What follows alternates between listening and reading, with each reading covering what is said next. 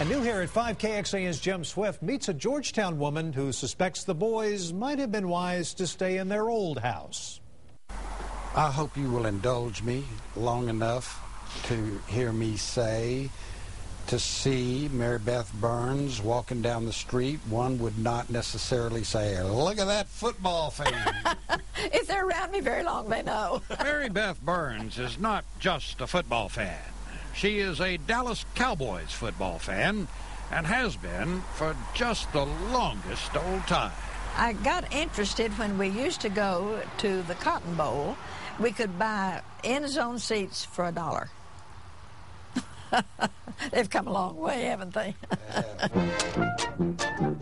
Then came Texas Stadium. My husband bought bonds when they built the stadium, and he gave them to me for Christmas. What a Christmas present. And so began a love affair with a football stadium. I was so familiar with the stadium because we went in the same gate, and every time I went, I had the same seats. I've had these seats 37 years. They're not as good shape as they used to be. But in 1984, Ms. Burns' husband passed away. But I continued to go to the games, and even after I moved down here 13 years ago, I drove back every weekend. Right on the draw play. About 400 miles, give and take. There and back. Touchdown. Oh, they took his hat off.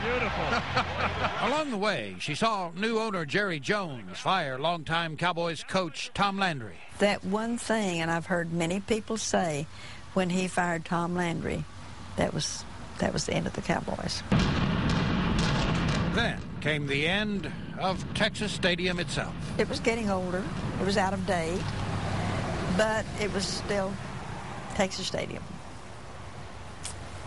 And I liked it. So Mary Beth Burns bought her old Texas Stadium seats and bolted them down on her porch, where she sitteth on the right hand of Hall of Famer Bob Lilly, and from which she shall come to judge the quick and the cowboy. You know, win or lose, they're still my Cowboys. Jim Swift, KXAN, Austin News. That's fan. Oh, yeah. I love the Dedication there, definitely. We got some football weather tonight. Looking